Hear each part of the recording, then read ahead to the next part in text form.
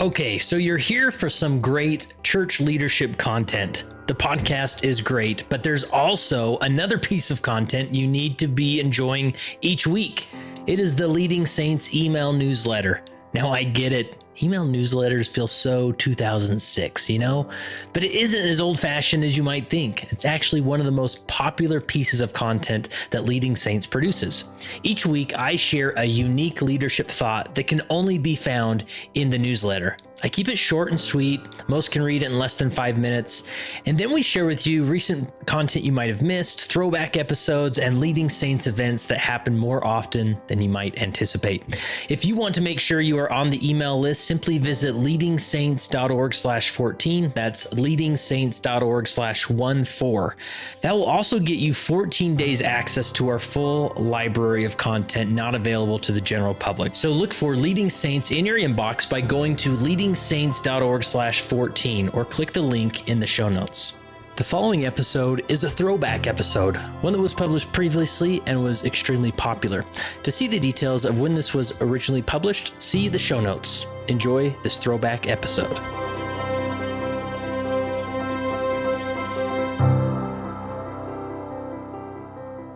Now, this interview, which is just a presentation from the LGBT Saints Virtual Summit, is with Blake Fisher. And Blake Fisher is an inclusion advisor at Brigham University in their Office of Student Inclusion and Success, I believe it is called. But just a phenomenal experience that he gets to have serving those students at BYU who just need some help, especially those LGBTQ students who are navigating these waters and at BYU.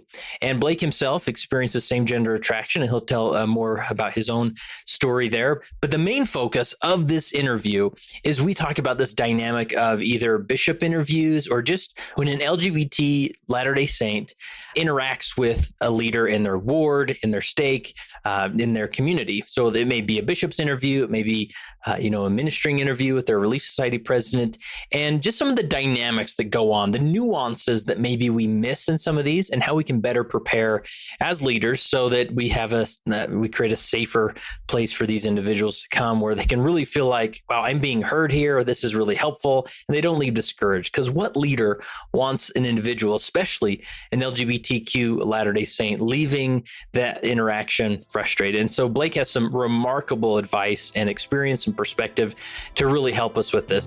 So again, this is one of the sessions of the LGBT Saints Virtual Summit, my interview with Blake Fisher, an inclusion advisor at Brigham Young University.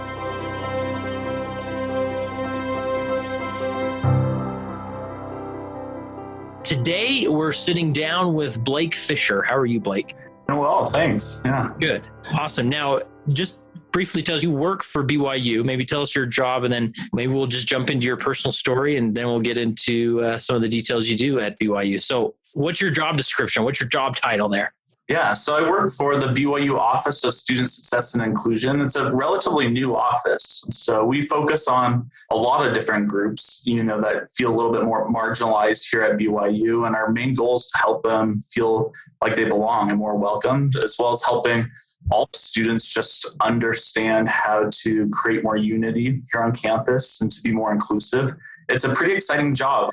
It's nothing I was expecting to go into. When I was working here at the university, I was actually working University Relations, and they opened this new office and they invited me to be a part of it. And it's been really exciting. One of my main focuses is actually working with students who identify as LGBTQ or experience same-sex attraction or gender dysphoria, and just working with them to find out what their needs are and kind of how they're doing, and just see what I can do to make sure that they're feeling supported and feeling welcome here on campus. And a lot of unique challenges and a lot of really cool connections there. Nice. And if I remember right, you're not a therapist, but you are just there to help, right? Yeah. So I'm an advisor. And so I don't have a therapy license or anything. I love being able to connect with the students and to talk with them. But yeah, I don't do any therapy with them. We just have great conversations. And I see what I can do to support them and see if there's anything that the administration could really benefit from their experiences and stories. And it's cool. It's a completely confidential office, even though I'm not a therapist. And so we get to hear the raw details and really beautiful testimonies, as well as some really hard trials these students are going through. Yeah. And that's why I wanted to make sure you were part of the summit, because you sort of experience a similar dynamic that maybe a church leader experiences. They're not trying to give therapy, but they're just trying to have helpful, hope-filled conversations with individuals. But obviously you focus on individuals, LGBTQ Latter-day Saints, or students at BYU, I should say. Maybe they're not all Latter-day Saints, though I'm sure a large majority of them are. And so I think you've probably learned some things that could help a lot of bishops in there, or leaders in general in their journey. Yeah, I hope so. It's neat because as I meet with students, the topic of meeting with church leaders comes up a lot. And so some of them get a text from a bishop saying, hey, I want to meet with you. And then they come into my office like, oh my gosh, I don't know what this is about. And so we get in, talk to them and try to help them prepare for this meeting, or after a meeting that went really well, or maybe had some struggles, we get a touch base. And so the topic of church leaders comes up a lot here. Yeah.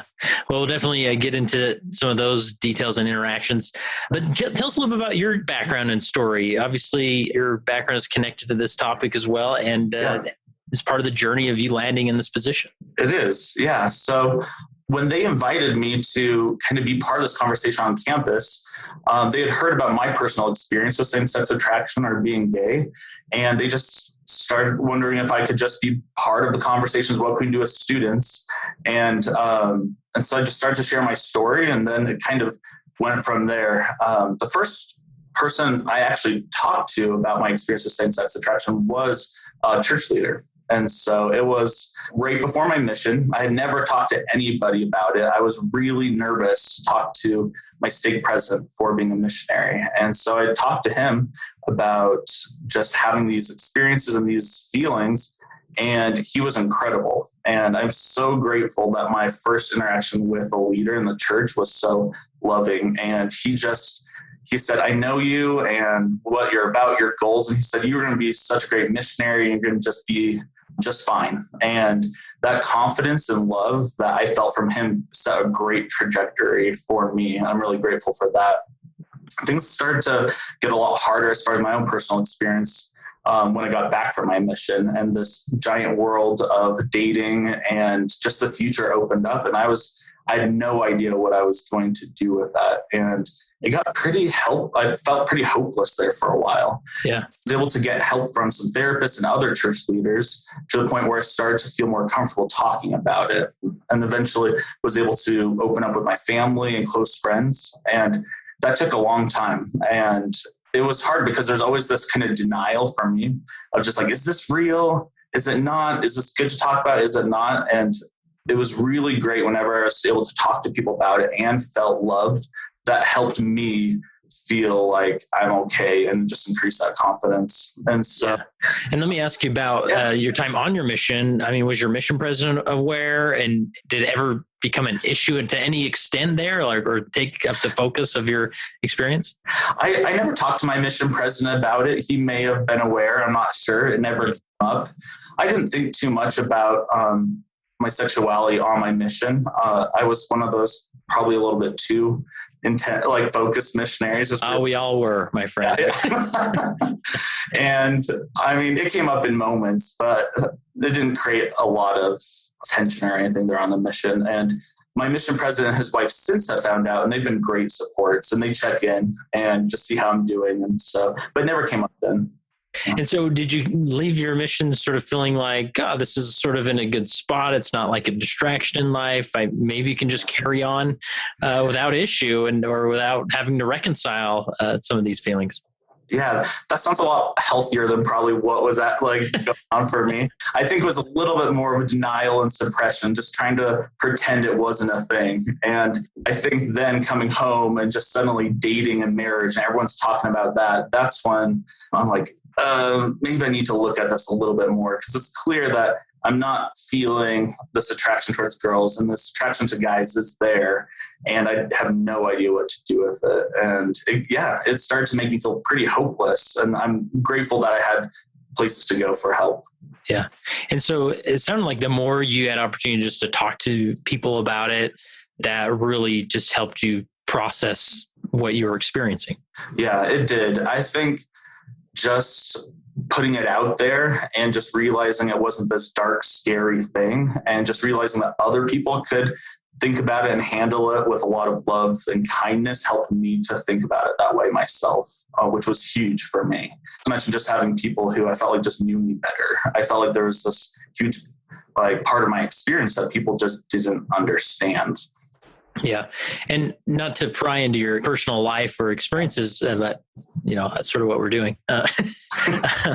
But I'm just curious, because I know there's just a diversity of experiences that people go through for this. So did your experience, was it mainly just talking with friends, church leaders, or was therapy involved, like professional counselors? Yeah. I talked to one state president he was really great. He wanted to be supportive, but he knew that maybe a therapist could be more helpful for some of the questions I had. And so he started setting up with therapists. And I also saw therapists on campus here, as well as group therapy with my peers. All of that was extremely helpful for me, especially in trying to understand the shame I was experiencing and trying to kind of separate that shame from the experience. The therapy and the group therapies helped me a ton with that.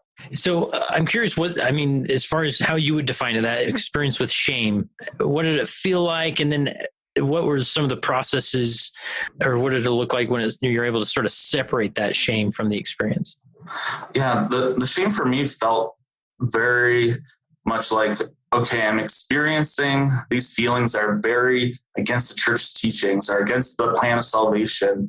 And I must have done something wrong to kind of land in this place or to be feeling these things. And so I need to figure out what I need to do right in order to fix it and to fix this giant problem that's going to keep me from my goals, that's going to keep me from salvation, that it was just this giant problem that I needed to fix and that it was my fault I was experiencing it, which is just crippling because as hard as I tried to fix it, what did seem to be changing.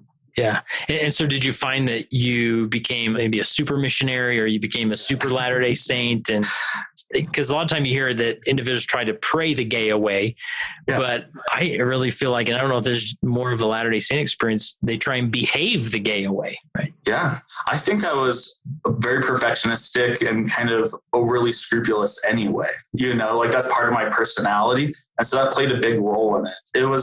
I don't know if it was as direct, like, okay, if I'm righteous enough, this will go away. But I was extremely perfectionistic in all aspects of my life. I think more an attempt to feel worthy and lovable and okay and acceptable, just because the feeling of being gay made me feel the opposite of that. So trying to make myself feel acceptable and lovable resulted in a lot of perfectionism and which was exhausting. So what does that look like today? I mean, not to assume that you've solved the puzzle or you figured it out, but I mean, how do you combat those things when it feels like that shame comes back? Yeah, I'm really grateful. A lot of that shame, I don't feel like is there anymore. I really have learned to appreciate and value my experience for what it is and really divorce it from worthiness or God's feeling about me and even other people's feelings about me. It's part of my experience and it's important. And there's a lot of really beautiful aspects of it that I've been able to just really enjoy and appreciate, and seeing how that helps my life, how it helps other people has really combated that shame. And just being around so many people who really did hear my story, and I felt complete unconditional love. That's, I think, what changed it, especially as I felt that from a divine source, as I prayed to Heavenly Father and felt that He was okay with how these feelings and how I was doing, and that there was level of acceptance there. That melted the shame away more than anything. That's encouraging for sure. So I want to sort of pivot towards your role at BYU. And what's the department again that you work in? Yeah. Write these things down. It's called the Office of Student Success and Inclusion. Success and inclusion. Okay. Mm-hmm. And this isn't just an office for LGBTQ students, right? Like you cover all sorts of different things. Yeah, we like to talk about race and gender and religious minorities and all the other historically marginalized groups. We work with those. And most of my work has been focused around sexuality and gender identity just because of my personal experience. But yeah, we try to look at the whole group. So I imagine if there's a Baptist attending BYU, they're naturally going to feel alienated. And sometimes they just need someone to talk to about being the odd man, right? Yep. And we love being available for them. Yeah. Cool.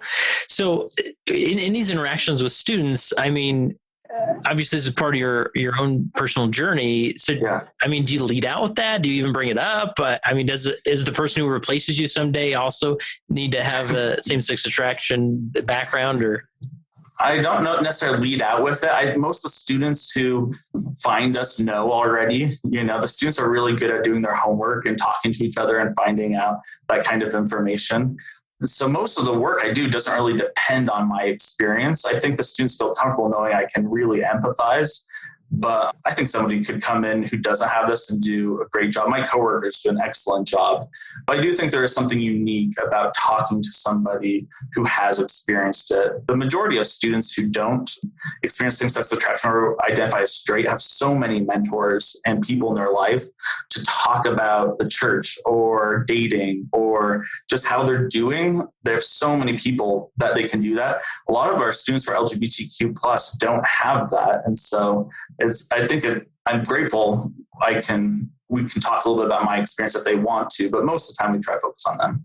And so I'm just curious, because I know a lot of leaders, especially bishops, they want to have these conversations, right? They want to be the type of leader that is having, people are scheduling appointments with and coming in. So if a student is wanting to talk about their, sexuality or same-sex attraction, I mean, how do they find out about your office? And then when they set an appointment, how does that whole process work? That's kind of in flux right now. We're still trying to get the word out and publicized about our office. But most of the time right now, it's been through word of mouth, where the students who know each other, they get online.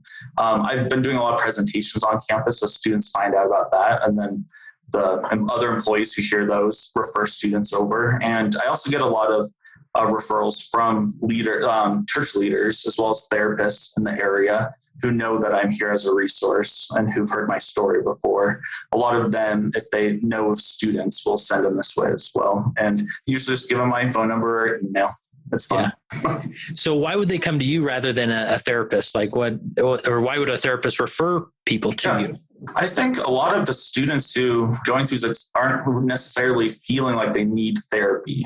They don't feel like they're struggling with mental health concerns, but they just are wanting somebody to talk to and somebody who gets it. And so it can be nice just to have a bit larger network of support. They have their ecclesiastical leaders, they have their therapists, and just to try to expand that to more people, I think is usually why the referrals come. And it's cool to be able to work with those people. Sometimes the students will invite their bishops to call me. And so we all kind of work together and trying to support them. And do you serve as sort of a reporting office? Like if an LGBTQ student has a negative interaction because of their sexuality, can they go to your office and say, hey, this happened in a biology class and this is a problem? Yeah, we definitely want to support students that are going through discrimination. We aren't necessarily the police, the police of it, but we would want to work with the student and getting those resources. And of course, we just don't send them there. I continue to walk through until we know that the student and whoever they're wanting to struggle with find some resolution. But yeah, that comes up a lot, unfortunately. And so. Yeah. Awesome. So let's dive in deeper here with as far as what you hear as far as these interactions with bishops, because a lot of students, maybe they even have a negative interaction with their bishop. Not that he was offensive by any means. Maybe he just didn't know what he didn't know and had a negative interaction, and they may come to the office looking for support there. So maybe unpack that for us. You bet. I think that it's really important to mention the vast majority of conversations I have about church leaders, the students actually talk really positively about it. I hear way more experience like, hey, I talked to my Relief Society president, or I talked to my bishop or elders quorum president, and it went extremely well. And they just come to tell me about it. It happens way more often than I think people would think. Oh, that's great. The vast majority. And so, but yeah, there are the occasions where the students are really nervous or have an interaction that isn't good. Yeah, they just want somebody to talk to about it. So it's fascinating to hear some of those patterns of some common things that go really well and that don't go so well. So let's talk about, as far as you hear certain things, either like you said at the beginning, like someone will get a text and from a bishop, hey, I'd like to see you. And the bishop's thinking, yeah, you're going to be our every other Sunday elders quorum instructor or whatever. But in their mind, they're like, he's found out. Or so help us understand that dynamic and what it is you hear. Yeah, there's a lot of the students who will reach out to me and just said, hey, I just got this text and I have no idea what my leader wants to talk to me about. And because they're worried about stuff like, did someone tell them about my experience? Like, did I get caught doing something? There's so many fears that are going through these students' mind that they start to freeze up and feel very paralyzed before they even know what the bishop wants to talk to them about. And I get texts with a lot of nervous emojis and sweating emojis of I just heard somebody wants to meet with me. I don't know what this is going on. So a lot of times I try to help the student to say, is there any way that you can get more information about what this meeting is going to be, especially since you're so nervous? Because a lot of times it is something like the leader just wants to get to know you, or they have a calling, or they want to talk to you about something you said in a meeting, that they really liked. And trying to encourage the students to see, hey, could I get more information about this meeting? It's so great when the leader does that proactively, when they include all those details with the student saying, hey, this is what I want to talk to you about. This is who will be there, the setup, kind of like the bishops who even describe hey, just come in Sunday dress, or don't worry about dressing up. All of those details seem to really lessen the fears and stress of the students. And the more information, the better. That prep work. And of course, LGBT individuals aren't unique in that stress of, what is this meeting for? But it seems to affect them pretty deeply, to the point where they're walking into these meetings with a lot of fears, which I know that the leaders certainly don't want. Yeah. And I think this is just awesome advice across the board, because for a lot of members of the church, regardless, if they're LGBTQ or not, the bishop's office can have a feel of the principal's office, right? You only go there, you only get called in maybe for a calling, but if it's not a calling, then what is it, right? I remember one personal experience myself where it was in a stake that I knew, for whatever reason, I knew it wasn't a calling. Yeah. And then I got called in with very little detail. And even myself, I felt this sudden shame, oh no, what did I do, or what misunderstanding? And it turned out to be nothing, And so the more information you can give, even the last word I was in, the bishop was very proactive in just saying, we'll always tell you why you're coming in. It's a calling. We have a calling for you. Can you come in Tuesday night? And just the more details you can provide, it's going to be so helpful, but especially individuals who it can almost be a trigger for them for additional shame, or they finally figured me out, or they're going to throw the book at me this time, when in reality it could be nothing. So I love that more information. Absolutely. And I think the same is true when the person who wants to talk to the leader sets up the meeting. I was talking to a student recently who wanted to talk to their bishop about one of the newer policies in the handbook. They're really nervous. And so they set up an appointment with their executive secretary, and the bishop reached out to them and said, hey, I saw that you signed up to meet with me. Is there anything that you would want me to be thinking about or studying beforehand before our meeting? And oh, wow, that's great. That was huge for the student, because they had a specific question about a policy in the handbook. And so they told the bishop that, and the bishop was ready and prepared to talk about it. And it turned out to be such a good experience, because there was a lot of information and details before the meeting even started. Yeah. And it was just awesome to hear that. Yeah. So more details we get going both ways is helpful. I remember that, as a bishop, a name would appear on my schedule. They'd walk in and I'd always say, well, how can I help you? And it's like, I had no idea where we were going. And I sort of felt like I had to be prepared for it. And, after a few years, you sort of figure things out or direction you take, whatever issue it is or topic so making that extra step and even those maybe listening that are interacting with bishops, that a bishop would appreciate saying, hey, I've got some questions about the new policies. Would you mind reading over? And I'm going to meet with you on Tuesday. I've already talked with your executive secretary, right? Like, okay, all right, better read up here and make sure I'm ready. Absolutely. And I think that for a lot of leaders, I was talking to this student who came in and she heard from her Relief Society presidency member, I think. And it turned out to be like a 4-hour conversation. She wasn't ready for that. And so it's just like, next time you can ask for a beginning and an end time, and that might be really helpful. And so even that kind of information really lowers anxiety. Anything else as far as before the meeting or the interaction begins? I think one of the big ones, which is just so hard because all leaders are so busy, is law students come and say, I have this meeting. I don't know my leader at all, and they don't know me at all. So I think just obviously those leaders who the individuals already know, they already have that relationship. There's some trust, whether that's through dinners with their family or just events and activities. The more somebody knows their leader beforehand, the more comfortable they're going to be in showing up and being able to really trust them. Yeah. So I would imagine some individuals, they get that call or the text coming to see the bishop or to meet Relief Society president or whatever it is. Yeah. And I'm sure they're afraid that maybe they're going to be called out. Like, hey, I don't even know what that would look like. Is that a thing usually happen, or is it mainly just a fear? Or does a bishop come out and say, hey, notice some things about you. I just want to confirm if you are or not, right? I mean, I don't know. It sounds silly, but I've heard of crazier things. Usually what happens is maybe a Relief Society president will see something on social media where somebody comes out and they let the bishop know. And then so the bishop's like, well, I want to support them and talk to them if they need it. And so sometimes a bishop will then call them in, and that can be a really awkward exchange because they don't want to be like, oh, someone told, that does happen, unfortunately. And usually in those cases, especially when somebody is wanting to disclose such personal information about sexuality or gender, I would just invite bishops to just wait till the individual initiates the conversation.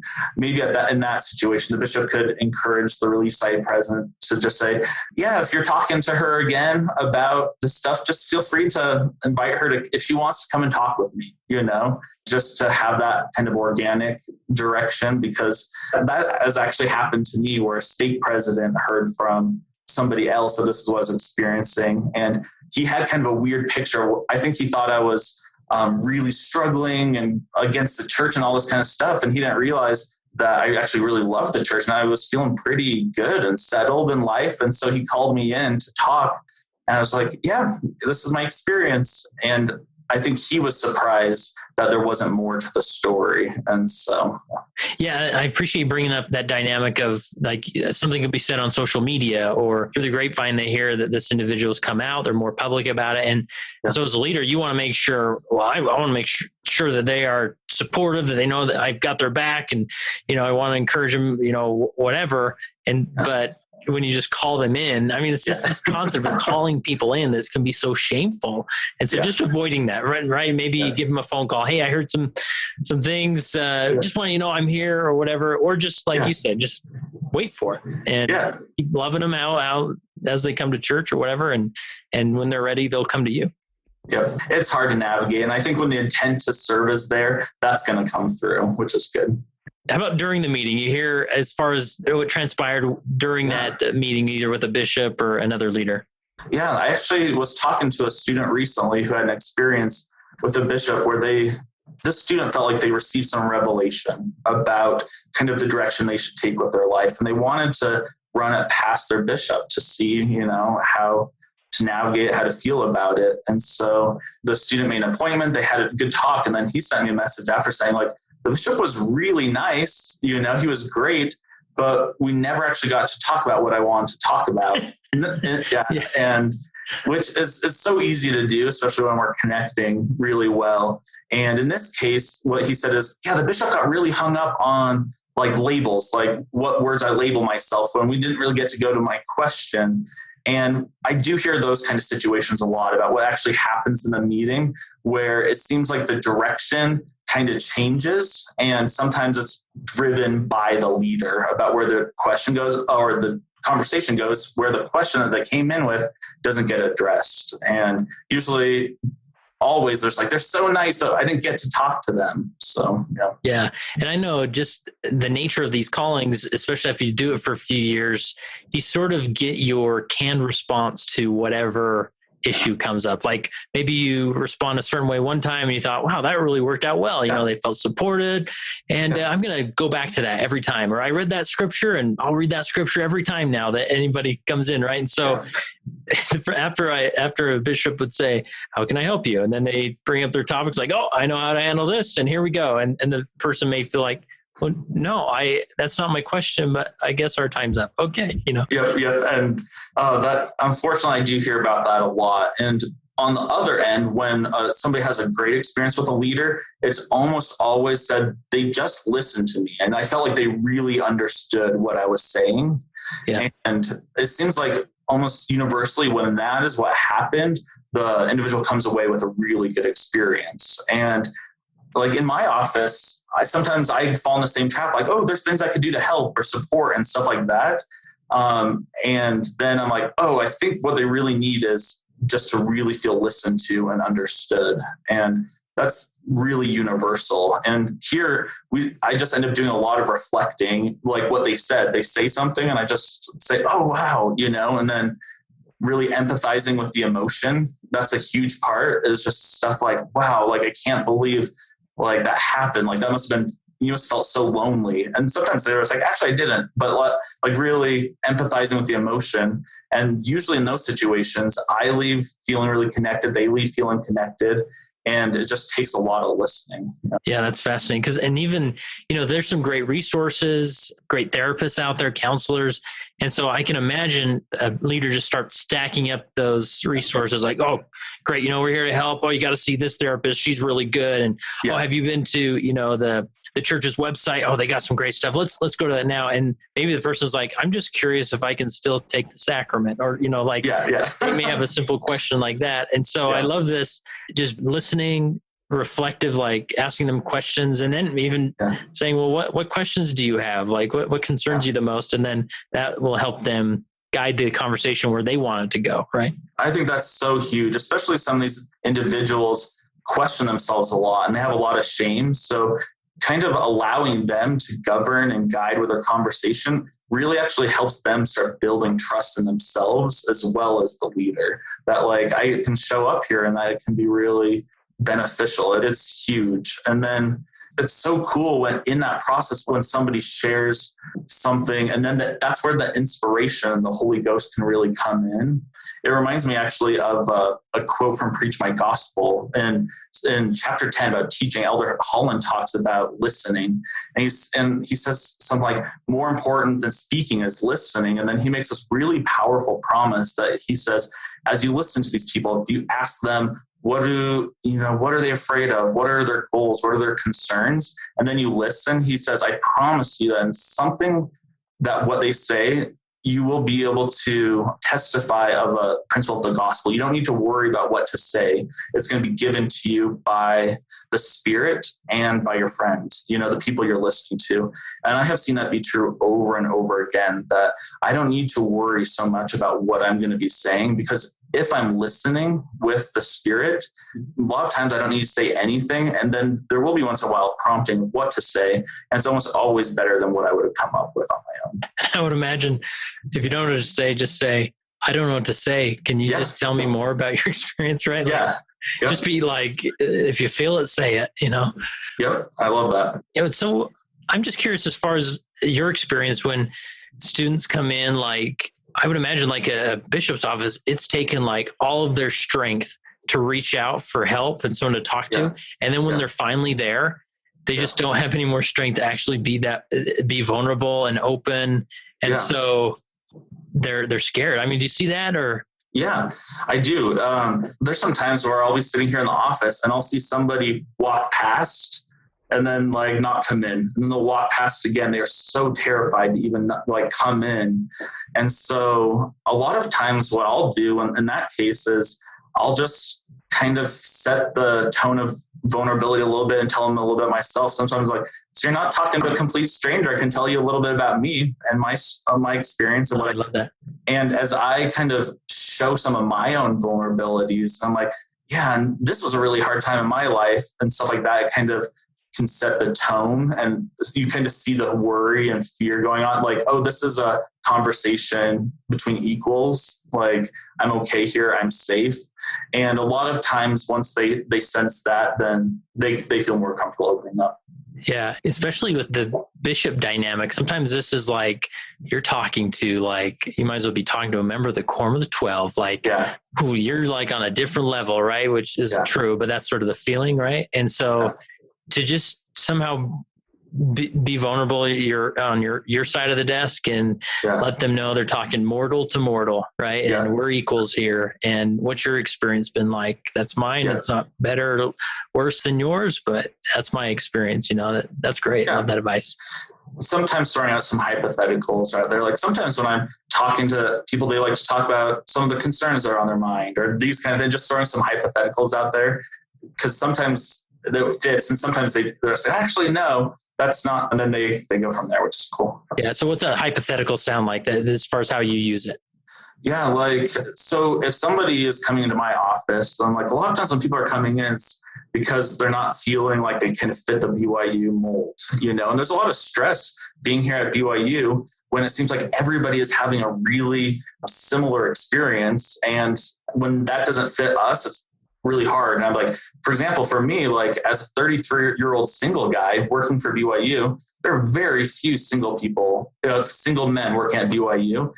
Just kind of throwing something like that out, it kind of sparks the conversation as like, oh, maybe you might not feel like you're exactly like everyone at BYU for a certain reason. And then, I don't know, that's an example. Yeah. And this is tricky because you don't want to necessarily project anything on their experience, right? But you may, if they're nervous, and I remember this as a bishop, like in the context of someone confessing a sin, like they'd be able to get out maybe 10% of it. And then I'd say, then did this and this and this happen? And they'd be like, right. And again, this isn't a confession or a sin or anything, but just saying like, I bet you feel alone a lot, right? Or I bet you feel like, do you fit in here? Or is there, can you hold a calling or these? And they may say, oh, no, I haven't thought that. But, you're sort of, I think the people at Vital Smarts that wrote the book Crucial Conversation, they call that priming the pump. Not just saying, well, tell me more. I mean, come on, you can tell me, but instead giving them something. And they're like, no, that wasn't it. It was this. And like, okay, you're sort of priming the pump to help them feel ready to talk about it and comfortable talking about it. And just going at their pace. Because if it's at 10% and that's what they feel comfortable with, I'm in no hurry and I'm no rush. And I love that with my own church leaders, when it feels like there's no rush to a certain goal of talking about a certain amount of things or that. And that just helps me to feel like, okay. And most of the time it's the opposite, where they just start talking. And something that I like to do is like 5 minutes before, I'll say something like, hey, it looks like we have 5 minutes left. I'd love to keep talking about kind of labels or those kind of stuff. But I'm just curious, is there anything else you wanted to bring up before, been able to address yet? And that way, if they did have a specific question that they haven't brought up, then they're able to insert it then. And sometimes like, ooh, yes, let's talk about that. Like, do you have a time next week where we can chat more about that idea? Or I don't know if that makes sense. It's just kind of leaving that gap at the end of the meeting for them to bring up anything they haven't, and it's saying more time to talk later. Yeah, I think that's a great point. And any other tips as far as, because this is a dynamic that leaders deal with, that there's another appointment outside, and that person, they're in crisis too. Yeah. And I can't just like put them off. So anything else you do to maybe push pause on the conversation or wrap it up? And I'm sure there's times where it's like, you know what, we got to just take some extra time. I think the more work I do beforehand and letting them know, like, oh yeah, let's chat. I have 15 minutes. If they just walked in, I have 15 minutes and then I have to go. If I do that, it's a lot easier to end on time. but usually about just a couple minutes before I need to go, just saying like, ooh, this is so important. I want to keep talking about it. I also ask them, hey, would it be all right? I want to keep thinking about this. Could I send you an email or a text or something if I have more questions about this? And that way it opens it up where we could talk in another forum. So they feel like, oh, this conversation is going to continue, but maybe not right now. And it's just awkward. Most of the time people understand if there's somebody else going. So we talked about before the meeting, during the meeting, and then what do you hear like after they've met with a bishop or a leader? What type of things or experiences do they have? Yeah, it's amazing. I get a lot of these emails or people come into the office and you can just tell their brain has been going ever since the meeting. Like, oh, I can't believe I told them this. Like you start hearing and feeling the anxiety of what did I just tell him, and the nervousness. And the one bishop, he was awesome in one of these situations. He sent a text to the person he met with and just like, hey, thanks again for meeting with me. I've been really thinking what you shared with me about loneliness, and yeah, just so powerful. And just send them a text like that. And it was just so meaningful for that student to hear kind of like a post-meeting text. It reminds me of like post-date text, hey, that was great. Let's do it again. Kind of that idea. And it really helped this individual feel heard, especially because the bishop mentioned, I think it was loneliness. Like, hey, yeah, I've been thinking a lot about the loneliness you mentioned, and that's so hard, and yeah, that was huge. So like a post-meeting text is awesome. Another thing that I've seen leaders do, and this has been true for me, is whether that's in a text or just following up, is just kind of affirming I don't know how to say it. It's like a character-based compliment. A lot of times people will tell me like, hey, Blake, you're a gay member of the church. That's so cool that you're staying in the church. And it's a very like decision-based compliment. For me, what means a lot after hard conversation when it's like a character-based, like, hey, after we were talking, it was just so cool. I can tell how deeply you think about this stuff. And it's just so impressive. And I love it when it's that character-based compliment. And leaders who do that is like not conditional in their decisions or what they're doing, that builds a ton of trust, I've seen. Yeah, because behaviors change, right? And and there's sort of this feeling, especially in the LGBTQ experience in the church, where you meet these people. We're going to interview several of them in the summit. You meet these people who are like in a good spot. Yeah. They recognize this is part of their identity, but they also have reconciled it with the gospel of Jesus Christ, and they're moving forward. And so we sort of in our mind, it's like, you will always be here. That is so cool. Yeah. And you made this decision, right? And then later on, if that changes or even smaller behaviors, then in your mind, you think, oh yeah, that behavior was really important to them. And now I'm not demonstrating it. So I must be, the shame comes, I must be less in their mind because of that. Right. Yeah. And so anytime it's that character, something that isn't going to change, no matter what decisions they make, is so meaningful because it helps them know that their bishop is seeing who they are, not just the choices that they make. And it's just so awesome. I know for me, that's been huge because I am wanting to stay in the church and that's what I'm planning to do. But the people I know that they see my values and character traits that are independent of that helps me feel so much more grounded and supported. Yeah, man. And that just spills over into so many other ways, like congratulating somebody, not on deciding to go on a mission, but on just being a person who wants to share what's important to them. That has a totally different feeling. It's such a minor change. It feels like, especially with LGBT people, a lot of the compliments can be stuff like, wow, I can tell you're really wanting to be honest with people, and that's just so awesome. Or you're doing this with a lot of integrity. You're not wanting to say one thing and do another.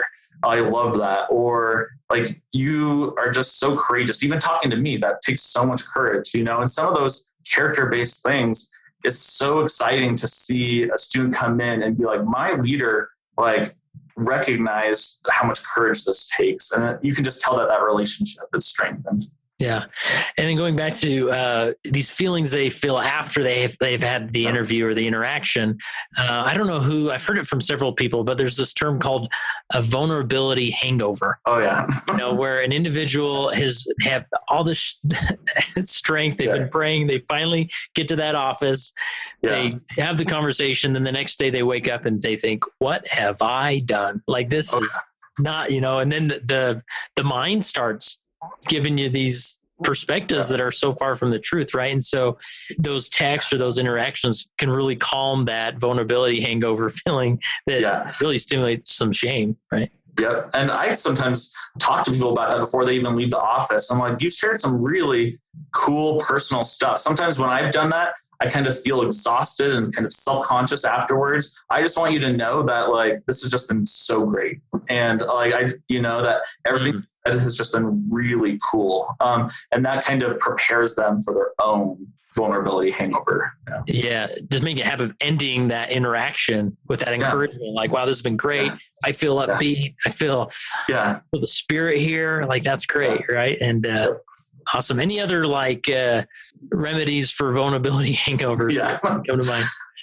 I think some of the biggest things is when they see that what they told you isn't changing your relationship for the worst. If somebody came in and talked to you about their experience being trans, and then they feel like you're avoiding them in the hallways and stuff like that, that's really tough. And so the opposite is so cool. Just a smile from the stand or across the hall after a meeting, it's just so meaningful. And it's just a recognition of like, this relationship is deeper now after what you told me, and not more awkward. I think that's huge. And then I think another important thing is so many students come in and say, hey, I just told my bishop that I was like unfaithful to my wife and the conversation went fine. I have no idea what's next. And then that stress is so high. There's like, am I supposed to call them? Are they supposed to call me? I don't know what to do next, especially after such a vulnerable hangover.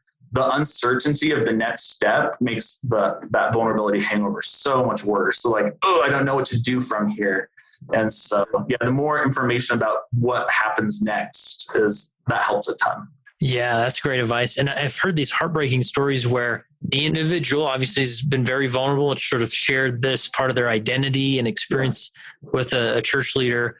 That church leaders listened, did their best, but they don't really know what the next step is. This person hasn't acted out in a certain negative way. And so there is this sort of passive aggressive avoidance that the leader doesn't mean to do it, but he's just so unsure and he's never maybe dealt with something like this. And so he'd rather just not talk about it. And then it never comes up again. And that individual interprets it differently. So even just having a follow-up meeting, even if there's nothing to talk about, saying, hey, why don't we meet just in a few weeks and see how you're doing? Right. Yeah. And checking in, I think would help a lot too. But you're right that it can be unintentionally awkward. Mm-hmm. And I think the cool thing is a lot of people, when like, let's say I've come out to them, there's like, this changes nothing. And a lot of times when I've shared something that personal with them, I want the relationship to change, meaning I want it to be deeper. I want it to be closer. And so for me, if someone shared something really vulnerable with me, it invites me to connect with them more often, not less. Anything else as far as after the meeting? Any other dynamics you see? I don't think so. Again, I think it's cool that most of the time I hear bishops or stories of bishops or at least presence or leaders, it's really good. And good intentions come through more than anything. And I don't want leaders to feel too nervous about doing the right things or saying the right things, because most of the time they're doing great. And just to take the cues from the individual. If it looks like they're shutting down, it's okay to say, hey, I'm nervous. I said something that is like getting in the way of this. Like, I'm sorry if I did. And just being aware of if it seems like they're withdrawing, it's okay to bring that up. Awesome. So you notice a few principles here as far as maybe some principles that individuals, leaders, parents, whomever they are having these interactions with can focus on. And the first one is help individuals develop faith in Jesus Christ and not faith in a specific outcome. Expound on that.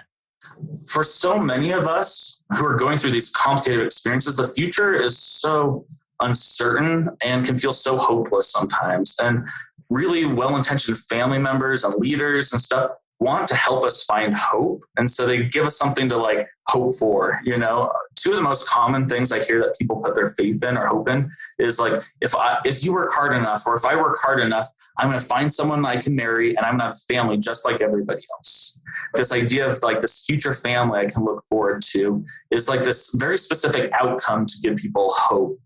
The other one I hear really often is the church eventually is going to change its doctrine and it's going to accept same-sex feelings and all these things. And so hold on until then, you know, and these are really two very specific outcomes that I think in a desire to feel hope and look forward to a future, people use to feel okay. And it makes a lot of sense that people do that and feel that way. But I've seen in my own life, as well as the people I've worked with, that focusing on the future and those specific outcomes is never enough to really motivate somebody to feel okay and to stay. And the only thing I've noticed that really helps people to find hope is that relationship with God and with Jesus Christ, and to have that happening now.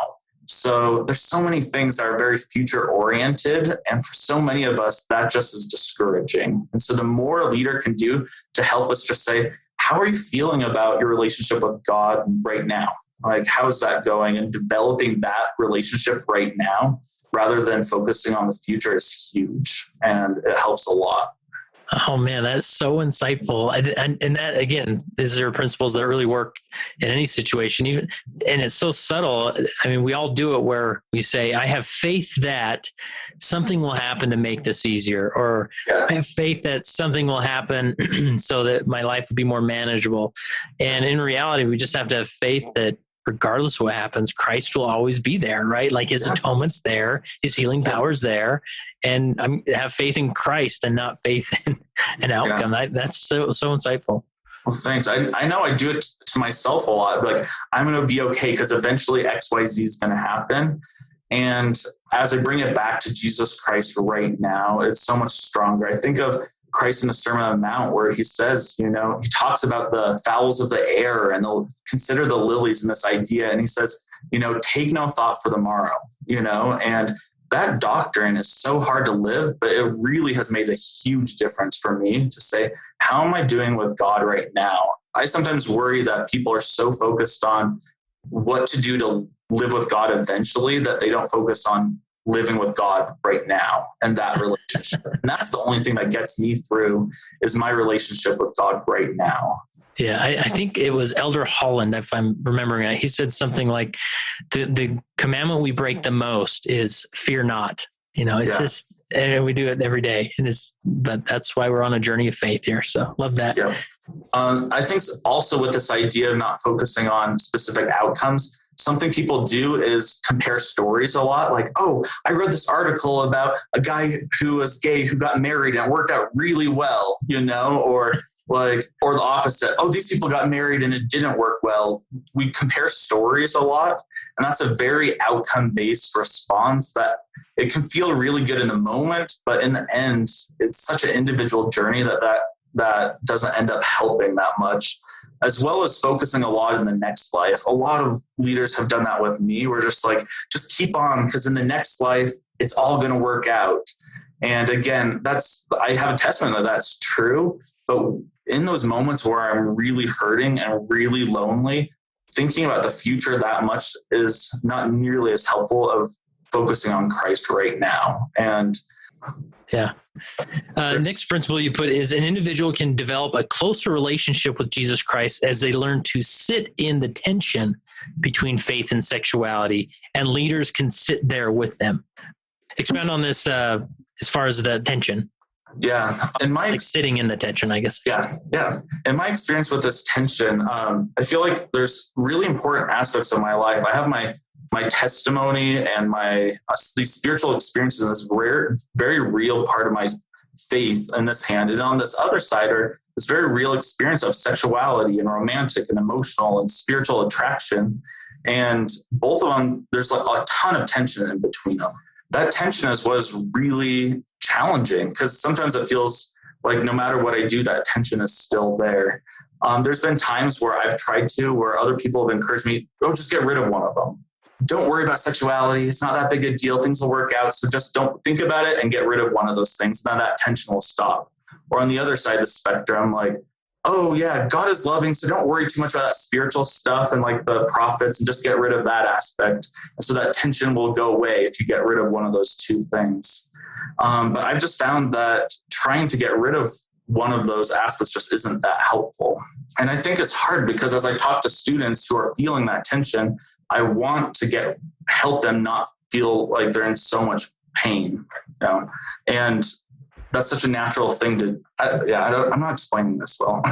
No, I think you're doing great. I mean, just because tension's uncomfortable, right? Yeah. And so why would we want to be in the tension? Or we misinterpret the atonement, that actually the atonement or the gospel makes tension go away. Like it makes life work. But in reality, it's that tension that sanctifies us, right? Right. And that's what I've experienced is when I've been trying to focus on not feeling that pain or not feeling that tension, that's a huge distraction. But instead, I found Jesus Christ, my relationship gets so much stronger as I learn how to feel it and just include Christ in that process. And that is sanctifying. I think there's like a lot of things I've learned being in that.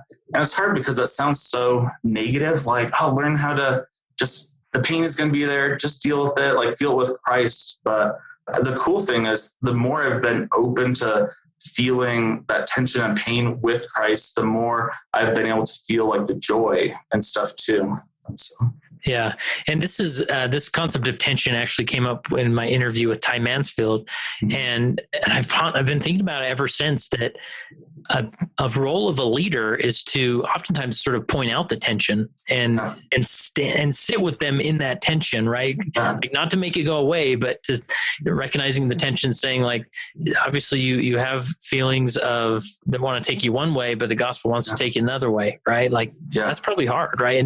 And recognizing the tension maybe helps them stimulate or helps them better talk about it, right? Like, oh, like he noticed that too. Yeah. Like I didn't want to say it, but it's tough. I love that. For me, that's the key aspect of mourning with those that mourn. Yeah. I have a friend and they don't identify as LGBT, but she's an older woman. Her patriarchal blessing says that she'll be married and has kids. And it doesn't look like that's going to happen in this life. And she can't reconcile those things. And that's just a constant tension for her. And my heart broke, I felt how painful that is for her. And to sit with her in that and to mourn with her is important. On the church website, actually, they have one of those Hope Works talks that talks about mourning with those who mourn. Oh, yeah. So excellent. I would recommend anybody to watch that. And we'll put it in our resource section. Sure. Yeah, it's awesome. And it talks about the difference of mourning for somebody and mourning with somebody. And for me, that's what Christ does. He comes and I feel like he understands the pain and he's sitting with me in that.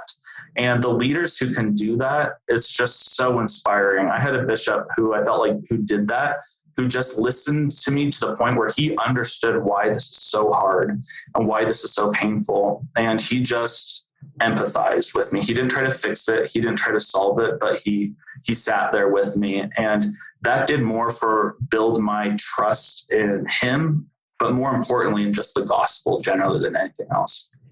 Last principle you wrote down here is discern and focus on the light in their lives. Light leads to more light.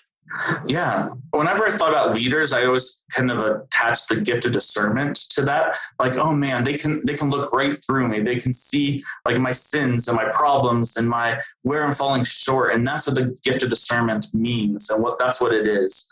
And what I've really valued about people in my life and leaders is those who I feel like they can see the good in me in spite of everything else. Like the discerning is like they're seeing the light and the goodness in me. And I meet with a lot of students who they're making a lot of decisions that I'm like, ooh, I'm not sure if that's going to lead you to the most happiness. And I'm worried about this kind of behavior. But as I've focused on saying, oh, but they're doing this, and that's such a true principle and so much light, I'm going to focus on that.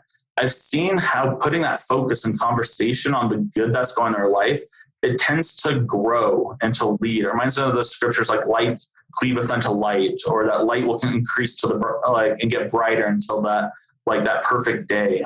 And I just love when leaders do that for me, just focus on the good that's going on to my life. And I feel it expand. And I think this is a great advice to answer this question, but I think this is, you bring up a dynamic that a lot of leaders wrestle with is they sit down with an individual and they have decided to go in one direction. And they even credit their personal revelation to going in that direction. And inside you're thinking, no, like anything but that, right? Like any else, you mentioned just focusing on the light, like any other ways that I'm sure you see that dynamic is all like, you're about to step on a rake and it's going to hit you right in the face. And I feel like I need to say something, but maybe that's not always helpful. Yeah, it's so hard because I think always I have to maintain the humility of, even if I really think that this kind of behavior, this decision may end up really hurting somebody, that I don't always know that. So for me, like just maintaining like that is helpful in the back of my mind. But more important is, again, just making sure that more than ever, that means I want my relationship with that person to be strong, so that hopefully everything works out great. But let's say it doesn't, and maybe some of these choices do lead to some hard things, that they know that I'm still there. And so that just, again, that goes to some of that focusing on the character of the individual and making sure to reinforce and complement that. Just, again, focusing on that light. I think the biggest thing for me is if they're making these choices, not pulling back more and be like, well, you like, I was trying to help you and now you did that, so it's over, and just not ending the relationship there. I still have bishops and leaders from the past who still reach out to me and see how I'm doing. And just the fact that they're that committed shows that no matter which direction I go, I believe that they're still going to be there, which is so powerful. Yeah. And there, especially people come and go from wards and you sort of feel like, hey, they moved out. Like, I guess I don't have to stress over that, but to maintain somewhat of a connection, check in with them. Like that really is in part of the ministry, and it's more sincere leader.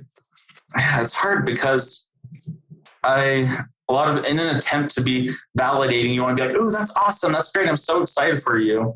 But, I have most of my friends who have been walking this journey with me, a lot of them haven't stayed in the church. The relationship with the church has changed and they've moved into different directions. And still in the middle of the night at 2 a.m., I get calls from people just saying like, hey, I was thinking about this spiritual prompting or this idea.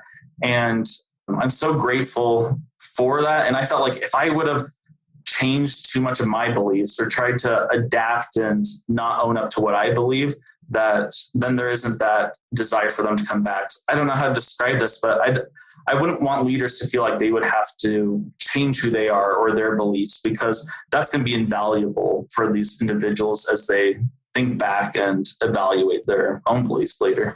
That's awesome. Well, anything else we haven't covered, Blake? We've covered a lot and it's been great. Anything else that you want to make sure we insert here? I think one of the coolest things the more time leaders spend with LGBTQ individuals, I just see that comfort level just naturally getting easier. And so I would just encourage people to, if you have people in your ward or in your community, like this is their story, just spend time with them and just get to know them. And I think a lot of the individual details and stuff fall into place. And I'm so encouraged by leaders who are trying. Those who are watching this is just the fact that they're spending time to listen to something like this means a ton to me personally. It really does, that leaders care this much about supporting people, and that good intention has been shining through. So hopefully they feel encouraged in that.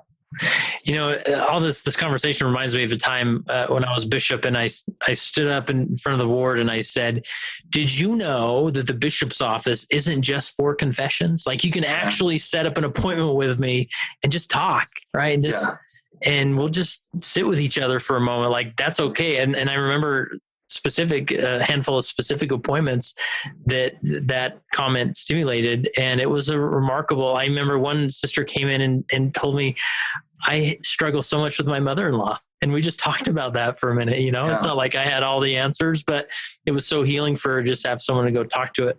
And so, I'd love the title here as far as the, student success and inclusion. Like, or a bishop or a Relief Society president stand up and say, this week I'm the coordinator for membership success and inclusion. So if you don't feel successful in life, or you feel like you're not being included, or you don't feel inclusion, let's set up an appointment and talk about it. Right? It brings such a more pure dynamic to the bishop's office, or to that relationship with the Relief Society. So I think it's great that you do. I love that. Yeah. So thank you.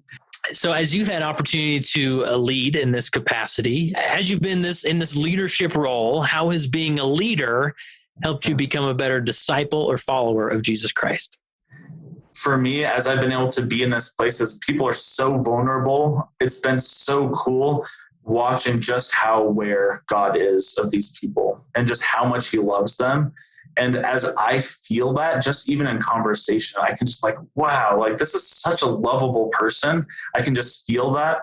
It has helped me just know that that's how God and Christ feels about me as well. And I have so much trust in their ability to work with us, because I see them doing it with so many people. And it's beautiful to watch as miracles come into people's lives. And that just helps me just want to continue to be a part of that work and to be a part of what Christ is doing.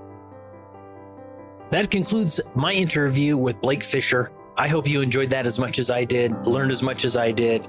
Such a rich perspective that Blake brings to leaders. And I hope that maybe you identified some of those little nuances that we all do with the best intentions that maybe create confusion, or we create unintended shame, when in reality, we just want them to feel safe, open, and leave with so much hope, because there is so much hope available, especially in the gospel of Jesus Christ.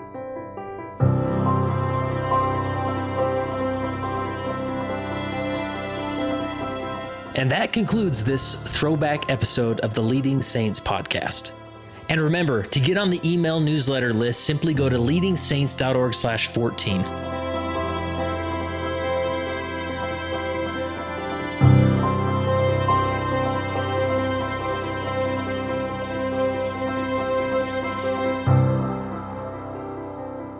It came as a result of the position of leadership which was imposed upon us by the God of heaven, who brought forth a restoration of the gospel of Jesus Christ. And when the declaration was made concerning the only true and living church upon the face of the earth, we were immediately put in a position of loneliness, the loneliness of leadership, from which we cannot shrink nor run away, and to which we must face up with boldness and courage and ability.